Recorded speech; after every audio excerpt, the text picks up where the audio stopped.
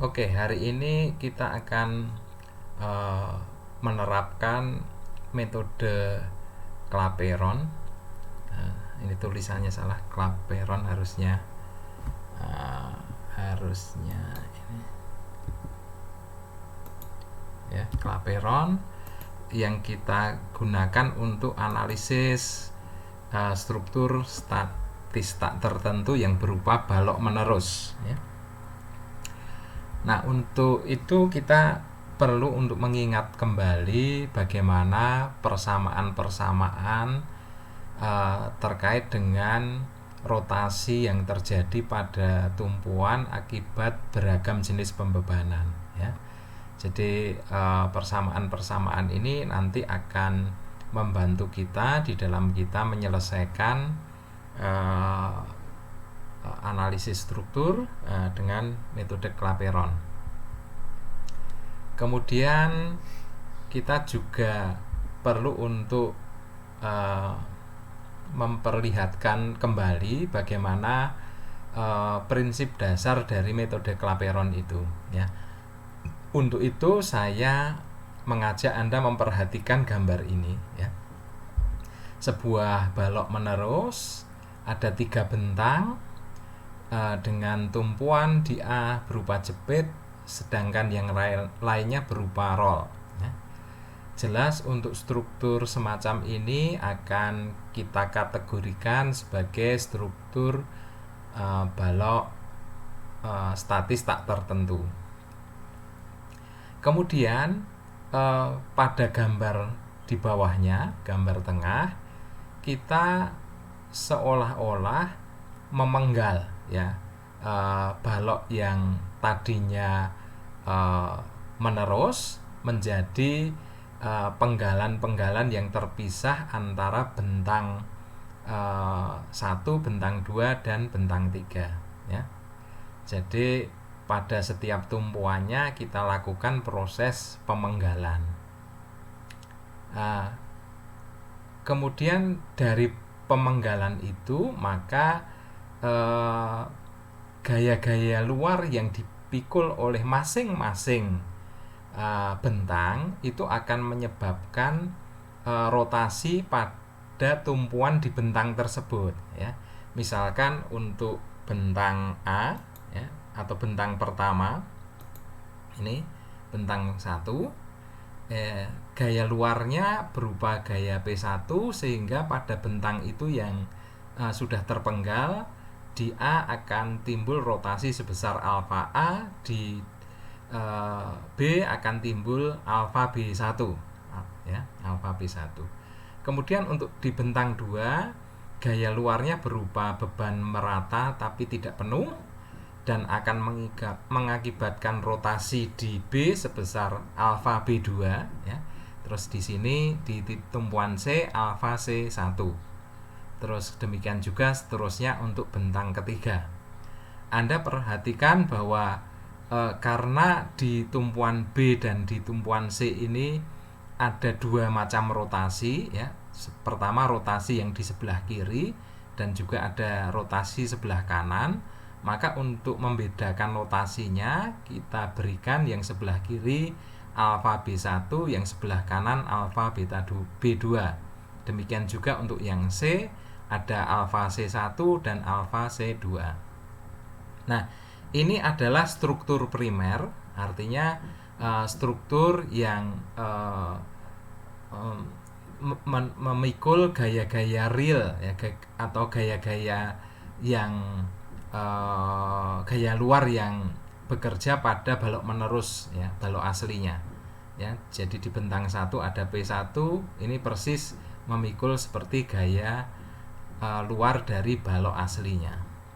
Sementara struktur di bawahnya yang ketiga ini kita punya balok dengan penggalan yang sama seperti balok nomor 2, hanya saja sekarang balok yang terpenggal ini memikul gaya-gaya redundan ya. Gaya redundannya ada M1, ada M2, ada M3 ya. M1 yang bekerja di tumpuan A, M2 yang bekerja di tumpuan B, dan M3 yang bekerja pada tumpuan C, ya.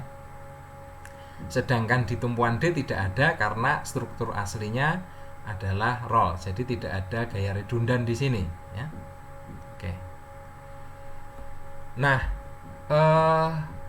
kemarin kita sudah menunjukkan prinsip deformasi konsisten, ya, yang mengharuskan bahwa rotasi di A itu sama dengan 0, ya. Karena apa? Karena struktur aslinya di A itu berupa jepit, sehingga jepit tidak memungkinkan terjadi rotasi. Sehingga dengan demikian kita punya persamaan pertama adalah alfa A harus sama dengan beta A, ya, itu. Terus yang kedua, di B ini terjadi perubahan sudut. Perubahan sudutnya ada dua. Yang pertama perubahan sudut oleh alfa B1 yang di sebelah kiri, terus kemudian alfa B2 di sebelah kanan, ya. Sudutnya bisa kita sebut sebagai sudut bukaan. Karena apa? Kalau Anda perhatikan struktur aslinya sebagai balok menerus, ya, itu kan sudutnya 180, ya. Ini dari sini ke sini 180, ya. Ya. Karena baloknya lurus, ya, 180. Tapi begitu kita penggal, ini akan ada tambahan sudut, ya. Berarti ada tambahan sudut ini dan tambahan sudut ini, sehingga sudutnya membuka tidak lagi 180, tapi 180 ditambah dengan alfa B1 plus alfa B2, ya. Jadi ada tambahan sudut yang disebut sebagai sudut bukaan, ya, sebesar alfa B1 dan alfa B2. Kemudian kalau yang struktur ketiga ini kita tinjau akibat momen redundan M2, ini yang di sebelah kiri ada sudut beta 1, di sebelah kanan ada beta B2. Nah, kalau ini kita tinjau terhadap sudut semula, maka semula sudut baloknya itu kan menerus, berarti sudutnya semula 180, ya. Nah, sekarang sudutnya menjadi lebih kecil dari 180, ya, dari sini ke sini. Nah, mengecilnya sudut itu kita sebut sebagai sudutnya menutup, ya, menutup. Jadi kalau ini tadi dari 180 menjadi lebih dari 180 membuka, tetapi kalau ini dari 180 menjadi kurang dari 180, berarti menutup, ya, sudutnya menutup.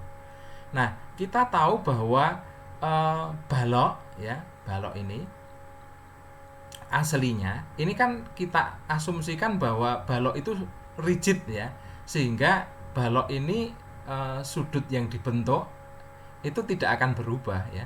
Meskipun misalkan ini nanti akibat proses pembebanan ini mungkin ini terjadi rotasi, ya, baloknya mengalami rotasi, tetapi sudut yang dibentuk antara balok sebelah kiri dengan sebelah kanan itu tetap 180. Jadi kalau ini miring, ya, jadi misalkan ini berputar, ya, baloknya dengan poros sumbu poros B sebagai poros sumbu putar tadi, maka kalau ini turun, ya, pasti yang sebelah kiri naik, sehingga baloknya itu tetap lurus gitu loh, sudutnya tetap 180, ya. Nah, karena sudutnya berarti tidak berubah, otomatis jumlah sudut bukaan alfa B1 plus alfa B2 ini harus sama dengan sudut yang menutup beta B1 plus B2, ya. Jadi totalnya bukan alfa B1 sama dengan beta B1, bukan alfa B2 sama dengan beta B2, tetapi total sudutnya alfa B1 ditambah alfa B2 harus sama dengan beta B1 plus beta B2, ya. Kenapa begitu? Karena di sini alfa B1 tidak sama dengan alfa B2, ya. Sudutnya tidak simetris, ya. Nah, kalau ini pun bisa tidak sama, tergantung dari bentang panjangnya bentang 1 dan bentang 2 ya. Nah, itu meskipun momen yang dipikul ruas kiri dengan ruas kanan sama ya, tetapi sudut yang terjadi beta B1 dan beta B2 bisa tidak sama ya. Kalau panjang bentang B1 dengan bentang B2 tidak sama, misalkan seperti itu.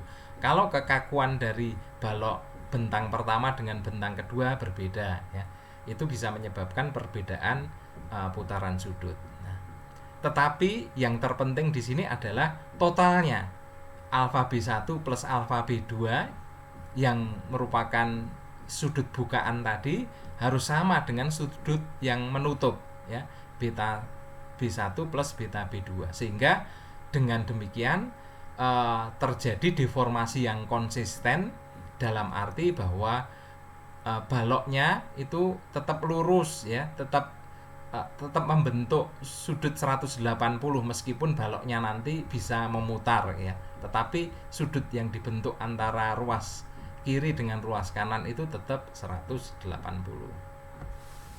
Hal sama bisa kita terapkan untuk tumpuan C ya, bahwa total sudut bukaan harus sama dengan total sudut yang menutup ya, gitu. Nah, begitu kira-kira yang bisa kita turunkan dari jadi kita berarti punya 3 persamaan ya. 3 persamaan ini adalah 3 persamaan yang kita butuhkan untuk bisa mendapatkan gaya redundan M1, M2 dan M3 ya.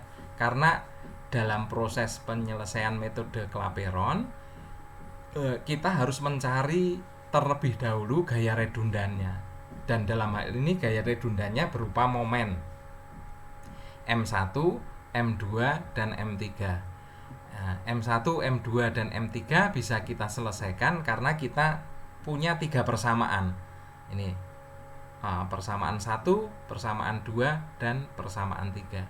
Jadi dari ketiga persamaan itu maka kita bisa menyelesaikan untuk mendapatkan gaya redundan. Nah, kalau gaya redundan sudah ketemu, nanti berarti kita bisa mencari reaksi-reaksinya. Nah, ini hal pertama yang perlu Anda lihat, bagaimana kita menurunkan persamaan Clapeyron untuk balok menerus ya. Cukup jelas ya yang saya sampaikan. Selanjutnya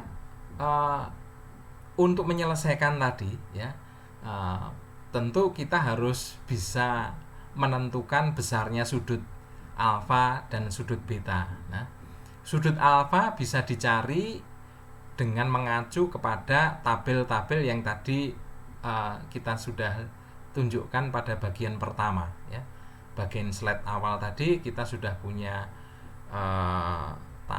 tabulasi untuk bisa menentukan besarnya rotasi sudut alfa ya, tergantung jenis pembebanannya ya.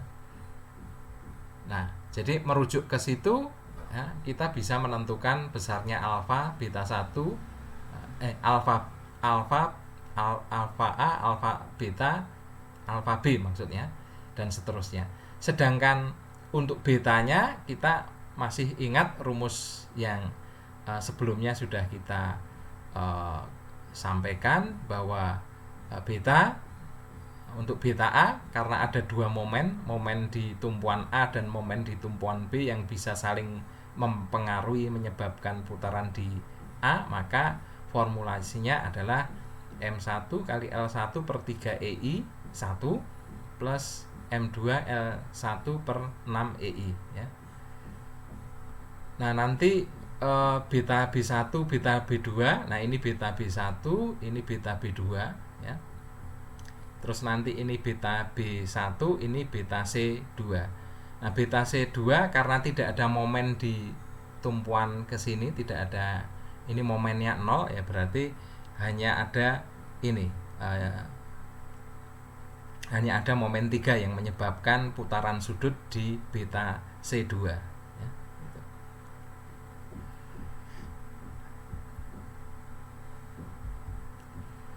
Nah, setelah M1, M2 dan M3 ketemu, Anda bisa masukkan besaran momen tersebut ke struktur aslinya, struktur balok menerusnya ya.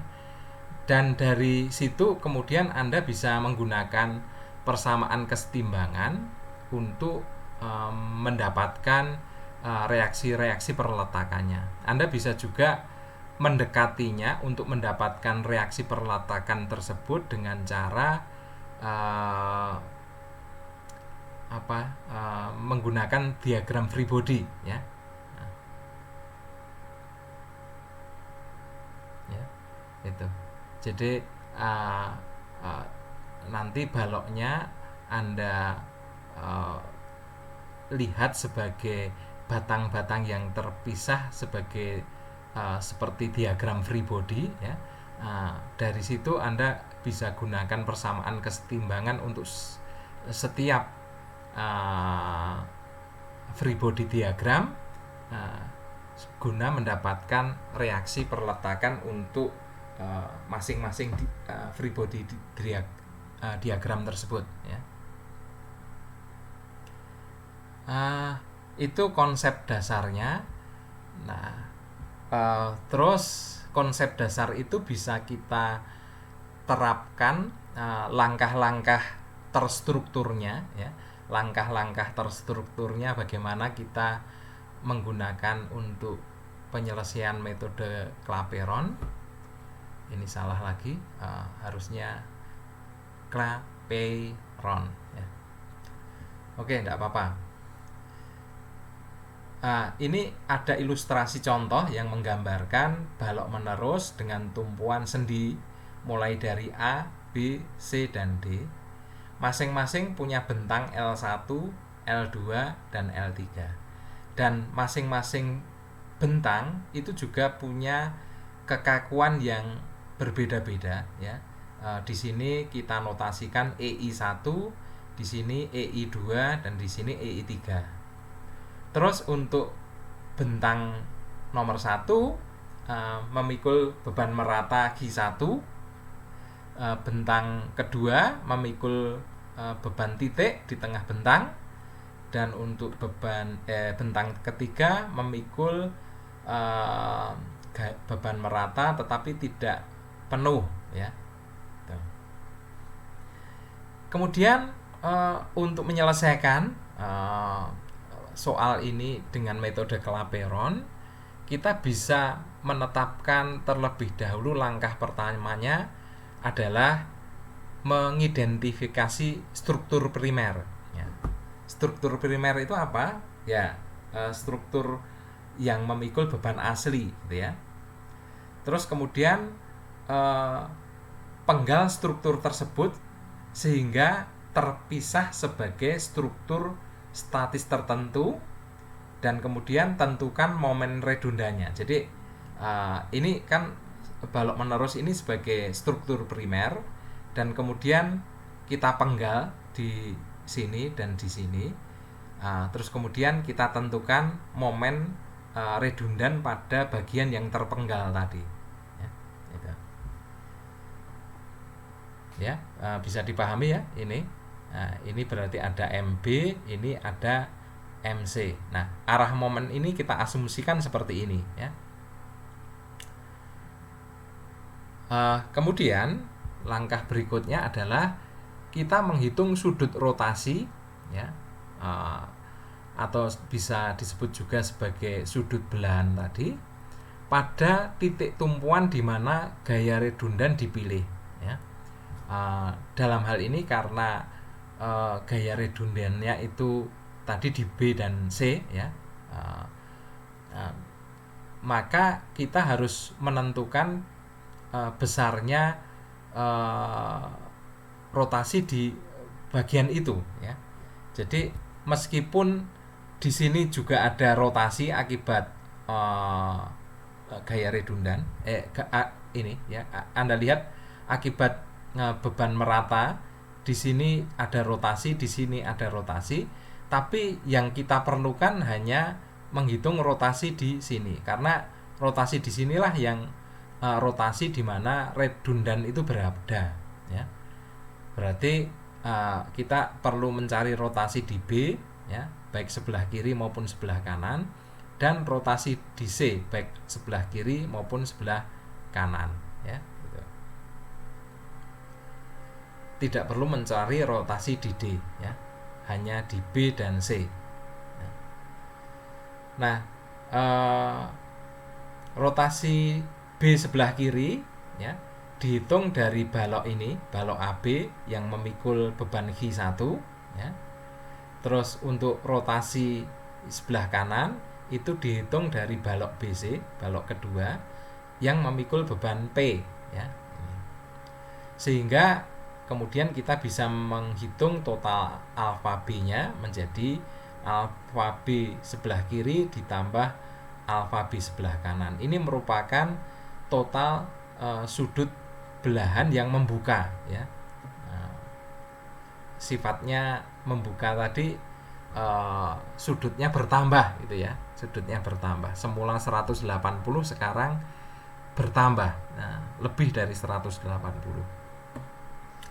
Kemudian untuk di C prinsip yang sama, kita menghitung alfa C sebelah kiri yang dihitung dari balok BC dengan beban P1, ya. Kemudian alfa C kanan dihitung dari balok CD yang memikul beban Q2, ya, gitu. Dijumlah totalnya nanti ketemu alfa C, dan ini adalah merupakan sudut yang membuka juga, ya. Jadi langkah kedua ini kita gunakan untuk menghitung besarnya sudut bukaan, ya, atau sudut alfa. Dan yang kita perlu hitung adalah sudut alfa di mana gaya redundan itu ada, ya. Langkah ketiga adalah kita menghitung sudut menutupnya, ya, atau sudut betanya, ya. Sudut beta kita peroleh dari persamaan ini, ya, persamaan ini. Dan untuk beta 1 kita tinjaunya pada bentang AB, ya, bentang AB akibat adanya momen MB, ya, momen MB yang arahnya searah jarum jam putarannya, ya. Sehingga kita dapatkan nilai ini, ya, MB kali L1 per 3 EI.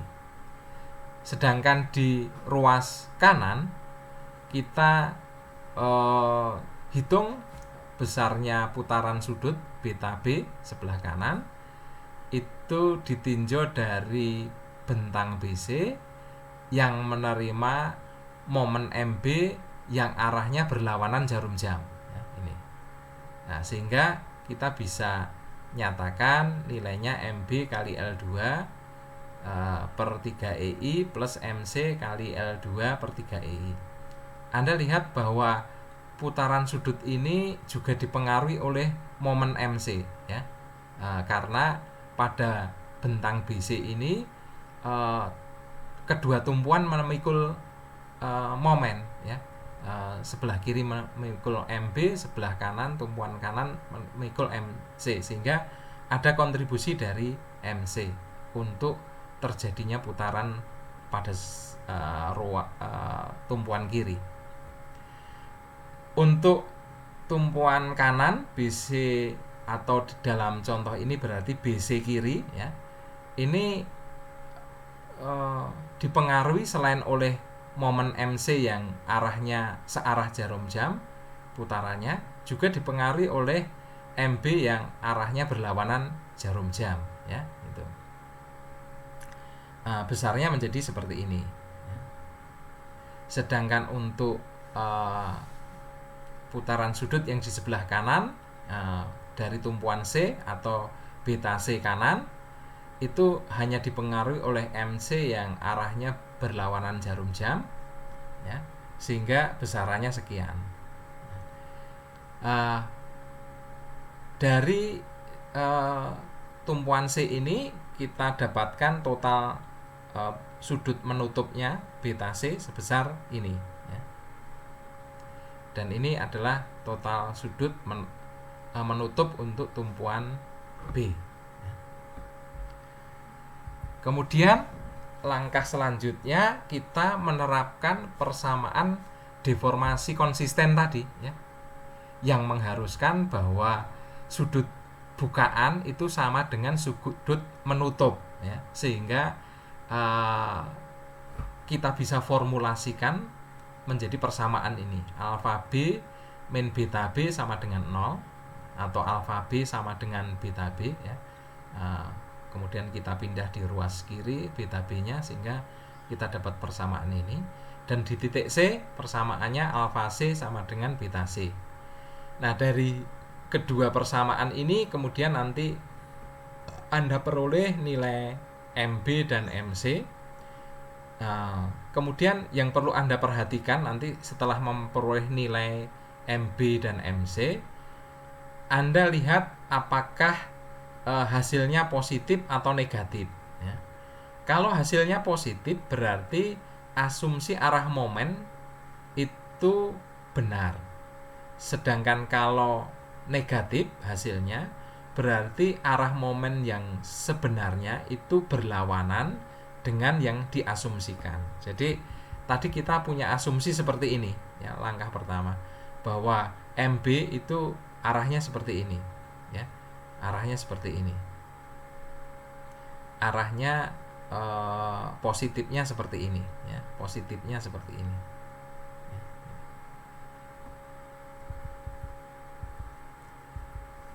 Nah, langkah 5 setelah momen diketahui, Anda bisa menghitung reaksi perletakan ya.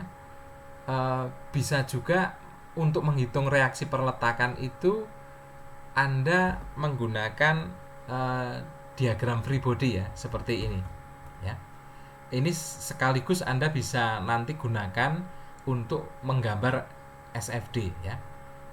Jadi untuk free body diagram pada bentang pertama ya, bentang pertama memikul gaya luarnya Q1 dan juga ada momen MB dengan arah seperti ini ya. Berarti dengan free body diagram ini kita bisa menghitung reaksinya.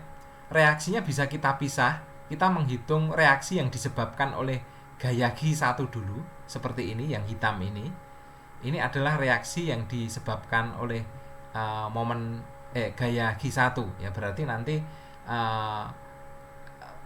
Anda bisa mendapatkan RA berapa, RB berapa ya. Berarti kan ini kalau bebannya full merata gayanya Q, berarti RA-nya kan Q kali L per 2 loh ya. Ini. Ini juga berarti Q kali L per 2 ya. Nah, kemudian reaksi berikutnya adalah memperhitungkan gaya redundan tadi berupa momen ini. Berarti kalau momennya arahnya ke sini, Anda gunakan sigma MB sama dengan 0, berarti nanti Anda dapatkan RA-nya ke bawah, besarannya adalah MB per L1. Sedangkan untuk sigma MA sama dengan 0, Anda bisa dapatkan MB-nya ke arah atas sama dengan MB per L1 ya. Sehingga nanti dengan cara yang sama untuk bentang kedua ada reaksi yang harus Anda hitung dengan memperhitungkan gaya P yang bekerja, itu yang hitam ya.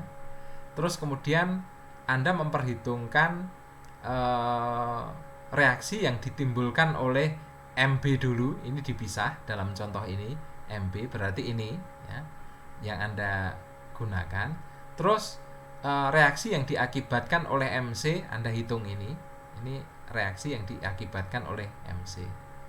Kemudian bentang 3 ini reaksi yang diakibatkan oleh gaya Q2, sedangkan yang ini yang biru adalah reaksi yang diperoleh dengan memperhitungkan MC ya, ini.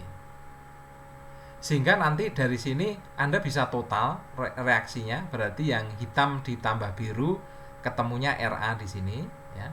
Terus ini yang ruas kiri dijumlah menjadi reaksi di sebelah kiri, ruas kanan ya dijumlah menjadi reaksi untuk sebelah kanan. Nah, ini nanti bisa dijumlah menjadi total reaksi B ya. Ini juga ruas kiri di total menjadi ini, terus ini dijumlah menjadi ini, dan nanti di total menjadi RC ya. Ini dijumlah menjadi ini, dan ini adalah RD itu sendiri ya.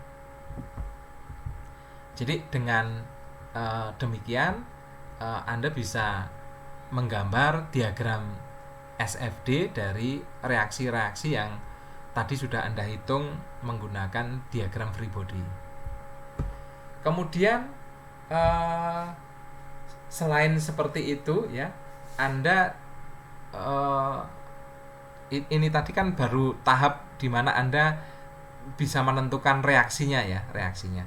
Nah, selanjutnya kalau reaksi itu kita tulis ulang ya, kita gambarkan ulang yang kita peroleh tadi ya. Jadi ini kita gambar, terus kemudian hasilnya yang ini kita gambar jadi seperti ini ya. Ini. Maka sekarang atas dasar reaksi-reaksi ini Anda bisa menggambar bidang gesernya ya. Untuk bentang 1 menjadi seperti ini ya. Untuk bentang 2 menjadi seperti ini nanti. Untuk bentang 3 menjadi seperti ini ya. Ini kira-kira ya, kira-kira seperti itu kalau reaksi-reaksinya seperti ini ya, dengan asumsi reaksi-reaksi yang diperoleh itu betul arahnya ke atas semua seperti contoh pada soal ini ya.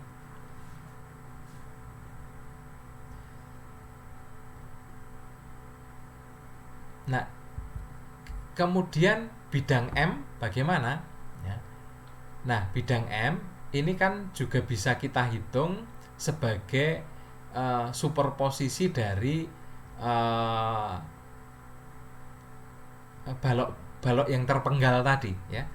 Superposisi dari balok ini tadi ya. Kalau dalam contoh ini, jadi kita bisa menghitung momen dari balok terpenggal yang memikul beban P1, Q1 dan P2. Terus kemudian yang kedua adalah balok terpenggal yang memikul gaya redundan. Itulah yang kita gunakan dalam contoh menghitung momen lentur di sini ya. Jadi ini momen lentur untuk balok terpenggal yang memikul gaya luar berupa beban merata Q1 untuk bentang pertama, menghasilkan bidang momen seperti ini. Terus balok bentang kedua menerima beban merata sehingga menghasilkan momen seperti ini, sedangkan yang menerima beban merata tidak full pada bentang ketiga tadi kira-kira bidang momennya seperti ini ya. Terus untuk bidang momen yang disebabkan oleh gaya redundan ya, berarti untuk ruas kiri bisa kita hasilkan momennya kurang lebih seperti ini. Untuk ruas nomor 2 ya, bentang kedua bisa kita peroleh kurang lebih seperti ini.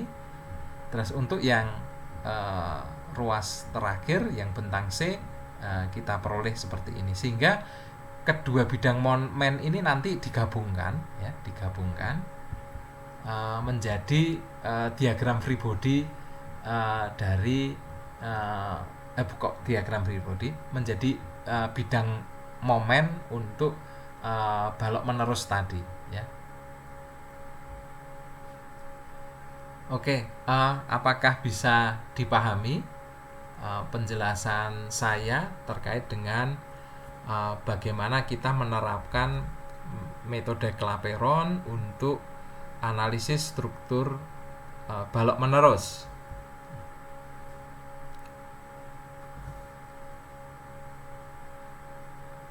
Ada pertanyaan?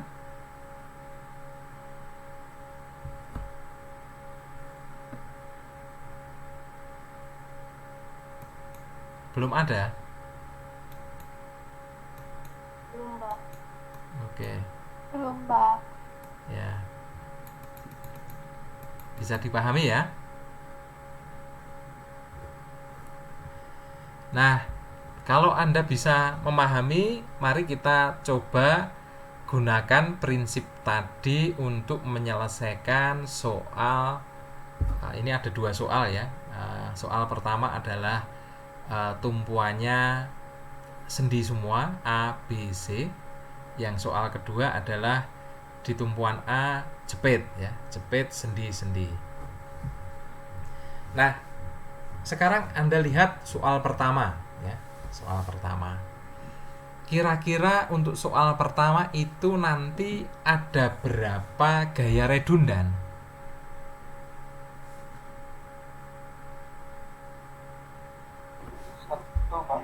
Ya, satu ya. Hanya ada satu gaya redundan berupa MB ya. Berarti berapa persamaan yang Anda butuhkan? Hanya satu, hanya persamaan alfa B sama dengan beta B ya, gitu. Nah, untuk menghitung alfa B berarti ada dua sudut ya, bukaan kiri dan bukaan kanan. Yang bukaan kiri Anda perhatikan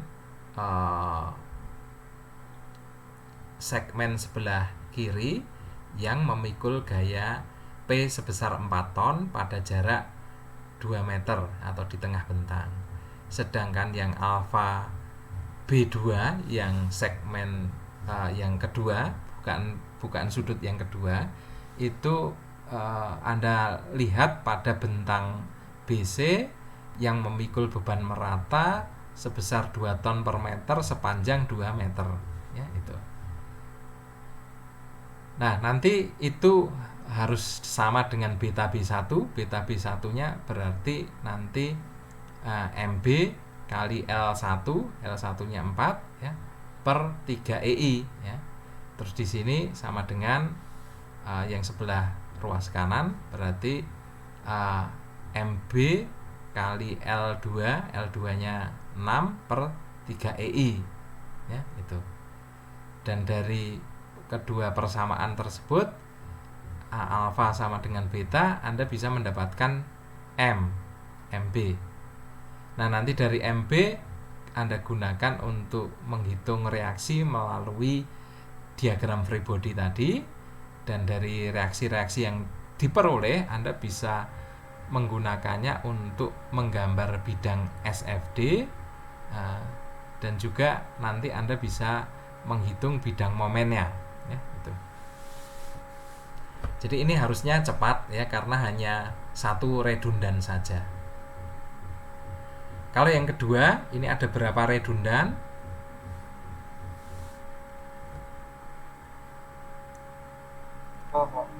Ya, sangat jelas bahwa ada dua. Berarti ada MA dan ada MB ya.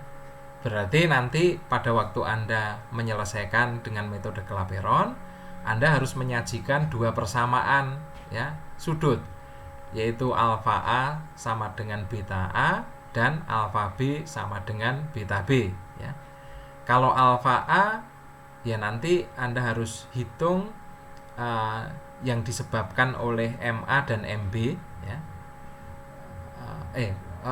Kok alfa A? Alfa A Anda harus hitung pada bentang AB yang memikul gaya P ya. Sedangkan beta A-nya Anda harus hitung beta yang disebabkan baik oleh MA dan MB. Jadi rumusnya nanti berarti MA kali L1 per 3 EI plus MB kali L1 per 6 EI ya, itu. Dan seterusnya ya. Kemudian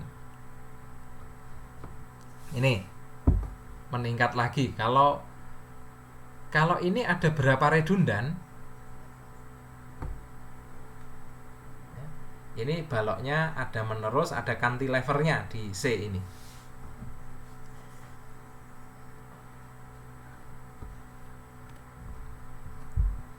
Ada berapa redundan?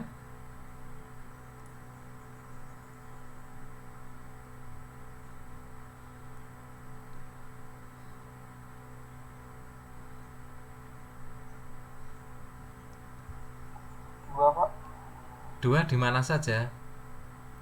di B dan C bukan Pak? Oke. Perhatikan bahwa C itu kan cantilever ya. Cantilever. Kalau cantilever berarti momen di C ini bisa Anda tentukan atau tidak bisa ditentukan. Dengan beban di ujung cantilever sebesar 1 ton dan jarak cantilevernya sebesar 1 meter, berarti MC berapa? M di C. Satu Pak. Ya, P2 kali 1 berarti 1 kali 1 sebesar 1. Berarti MC ini bukan merupakan redundan karena uh, ini sudah bisa ditentukan besarnya MC. Ya. Berarti redundannya hanya tetap MB. Ya. Nah, bedanya dengan yang pertama tadi, ya, yang ini adalah bahwa kalau soal ini pada waktu Anda menghitung beta B2, beta sebelah kanan, ya, beta sebelah kanan, itu kan hanya dipengaruhi oleh MB di sini. Karena di sini tidak ada momen. Berarti rumusnya beta B2 ini adalah MB kali L2 per 3EI, stop, ya. Tapi kalau ini di sini ada MB, di sini ada MC, ya toh? Berarti pada waktu Anda menghitung beta B2 di sini, besarannya adalah MB dikalikan L2 per 3EI plus MC kali L2 per 6EI. Nah, meskipun MC-nya di sini sudah ketahuan, ya, bukan merupakan bilangan yang tidak diketahui, tapi MC yang sebesar 1 tadi Anda masukkan, ya. Itu. Bisa dipahami? Ya. Bisa Pak. Ya. Nah, kalau yang berikutnya ini berapa redundan?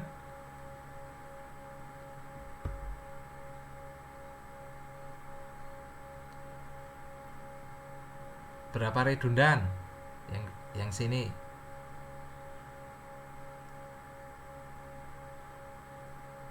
Dua ya, hanya ada MA dan MB yang perlu dicari, sedangkan MC sudah bisa diketahui karena ini berupa cantilever, ya.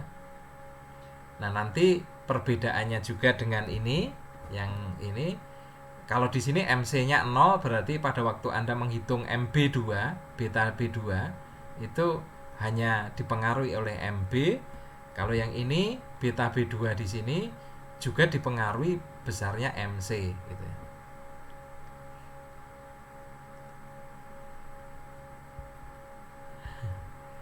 Jadi saya harap Anda bisa latihan ya. Ini contoh soal yang sederhana ya, tetapi ini akan menolong Anda untuk bisa familiar dengan metode Clapeyron ya. Juga dibuat soalnya dengan uh, beragam variasi untuk menunjukkan bagaimana pendekatan yang harus Anda lakukan ketika menghadapi kasus-kasus soal seperti itu ya. Ini bentangnya semua sama, bebannya semua sama, hanya yang membedakan tumpuan sama yang satu cantilever, yang satu tidak ya gitu.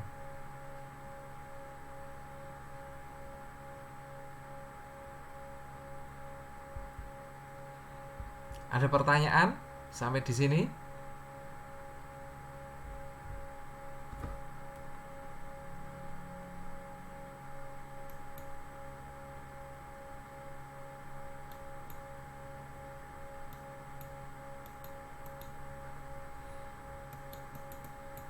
Belum ada Pak.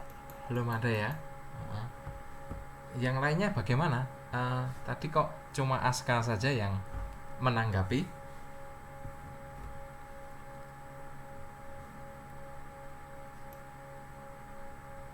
Mungkin belum ada Pak. Oke, ya. Jadi selanjutnya eh, kita akan mencoba melihat kasus kalau tumpuannya itu bergeser, ya. Tumpuannya bergeser seperti pada ilustrasi contoh ini, di mana pada contoh ini tumpuan B naik, ya, naik, ya, bergeser, naiknya sebesar Z, ya. Nah, kalau Anda perhatikan, naiknya tumpuan B itu menyebabkan apa? Menyebabkan perubahan sudut, lah. Ya, jelas. Tadinya kan baloknya lurus, ya. Kalau posisi tumpuannya ini tidak naik, kan batangnya lurus toh, membentuk sudut 180. Tapi begitu batang atau tumpuan B ini naik, terjadi pertambahan sudutnya tidak lagi 180, ya. Ada tambahan sudut sebesar ini. Ini ruas kiri, ini ruas kanan, ya. Tambahan sudutnya. Nah, tambahan sudut ini tentu saja menyebabkan terjadinya momen sekunder, ya. Di sini disebut sebagai MB, di sini sebagai MC. Jadi MB maupun MC ini adalah momen-momen redundan, ya. Tetapi bukan disebabkan karena adanya gaya luar terhadap balok tersebut, ya. Baloknya tidak memikul beban apapun, hanya saja baloknya pada tumpuan B-nya bergeser ke atas, ya. Akibat pergeseran ke atas itulah maka menyebabkan timbulnya momen sekunder, dan dalam kasus ini momen-momen redundan MB dan MC itulah yang kita identifikasi sebagai momen sekunder tadi, ya. Nah, untuk memperhitungkan, ya, pengaruh dari setting ini atau pergeseran perletakan naik turun itu yang biasa istilah lainnya adalah setting, ya. Maka kita harus melihat pertambahan sudut, ya. Misalkan pertambahan sudutnya itu kita beri notasi Y1 dan Y2. Y1 itu yang untuk sisi kiri, ya. Ini Y2, gitu ya. Ini Y2. Nah, berarti di B terjadi sudut belahan positif karena apa? Sudutnya membuka, menyebabkan pertambahan sudut, ya. Berarti sudutnya positif sebesar Y1 dan plus Y2. Nah, Y1 berapa? Y1 ini, ya, berarti sama dengan ZB per L1. Jadi ZB ini per L1, ya. Jadi ini perubahan sudut yang dibentuk, ya. Karena semula 0, kalau B-nya itu di sini kan sudutnya 0, tapi ketika naik berarti sudut di sini itu kan sama dengan sudut di sini, ya. Sudut sini. Sudut ini itu kan sama dengan sudut ini kalau Anda perhatikan, ya. Ya. Berarti sudut ini itu sama dengan ZB per L. Jadi karena setting itu biasanya sangat kecil, berarti sudut yang terbentuk sebenarnya sangat kecil, sehingga kalau sangat kecil kita bisa mendekati bahwa nilai sudut itu sama dengan tangan sudut itu sendiri, ya. Terus Y2, ya, Y2 berarti ini, berarti sudut ini itu sama dengan sudut ini, ya. Berarti sudutnya adalah ZB per L2. Nah, oke. Nah, Anda lihat juga bahwa akibat perubahan posisi tumpuan B, ya, itu tidak hanya mengubah sudut pada B, tumpuan B, tidak hanya menyebabkan perubahan sudut pada tumpuan B, tapi juga menyebabkan perubahan sudut pada tumpuan C, ya. Ini tumpuan C-nya kan juga berubah sudutnya. Nah, Kalau yang B tadi adalah sudutnya membuka, kalau yang C sudutnya menutup. Karena apa? Karena semula 180 ya. Sekarang dengan B naik, sudutnya menjadi kurang dari 180 toh. Ini ya, dari sini ke sini. Berarti sudut yang diakibatkan oleh perubahan posisi B, setting di B, itu mengakibatkan sudut belahan negatif pada tumpuan C ya. Berarti sudutnya mengecil, kita beri notasi Y3, mengecilnya sebesar ZB per L2 ya, ini. Bisa dipahami yang perubahan sudut akibat setting ini ya. Mana perubahan yang positif, mana perubahan yang negatif ya. Bisa Anda lihat ya. Nah, kemudian karena tadi ada dua momen redundan, yaitu MB dan MC. Berarti untuk bisa mencari besarnya nilai momen redundan tadi, kita menerapkan deformasi konsisten ya, yang mengharuskan total perubahan sudut di B akibat setting tadi harus sama dengan perubahan sudut yang diakibatkan oleh momen redundannya ya.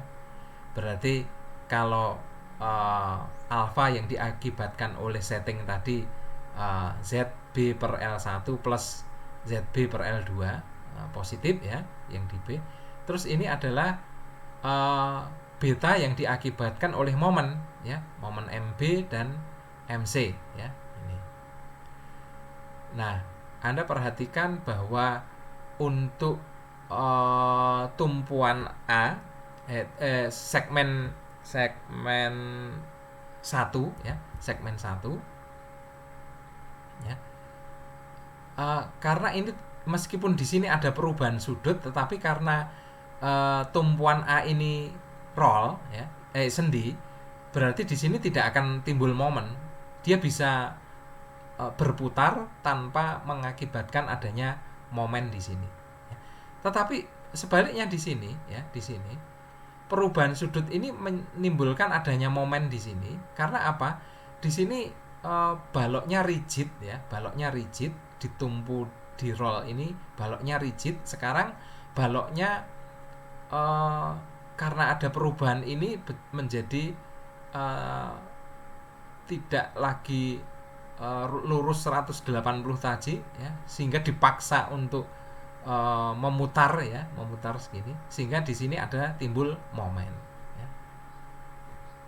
Makanya untuk sisi sebelah kiri ini hanya ada MB ya, untuk menghitung beta B1. Sebaliknya di beta B2 Anda memperhitungkan adanya MB dan MC ya.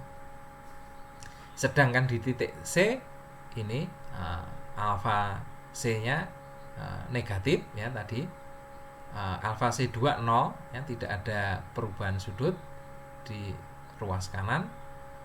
Terus beta B1 nya ini ya, beta B1 nya ini, terus beta B2 nya ini ya,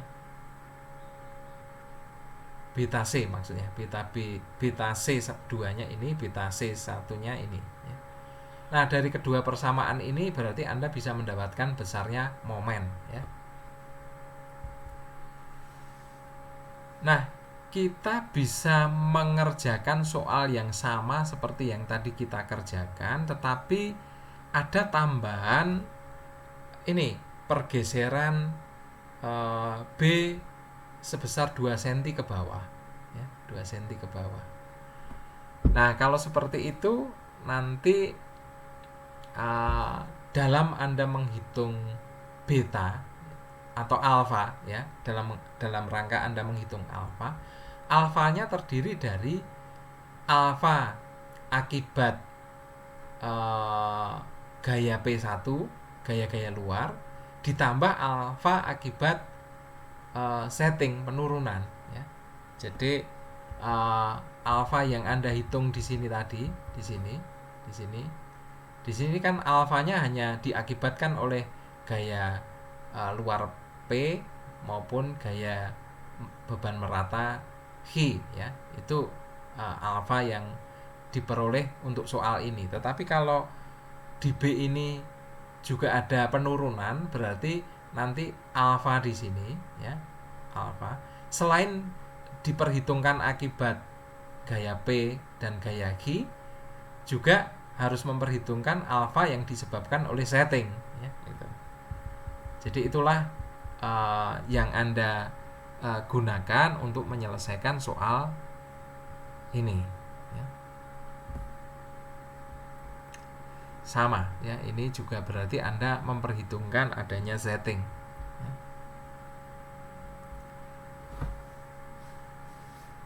Oke, sampai di sini jelas?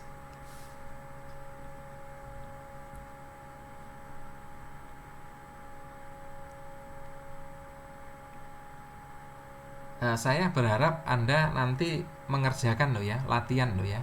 Latihan soal-soal mudah yang saya contohkan ini ya. Karena ya tidak akan cukup waktunya kalau kita membahas secara detail bagaimana soal-soal ini kita selesaikan. Yang penting Anda mengikuti saja langkah-langkah ini 1, 2, 3, 4 sampai 5 sampai akhirnya mendapatkan bidang SFD dan BMD. Jadi Anda ikuti langkah-langkah ini, maka Anda akan bisa menyelesaikan soal-soal ini ya. Meskipun dalam contoh langkah-langkah sebelumnya itu belum mengandung akibat penurunan ya, perletakan.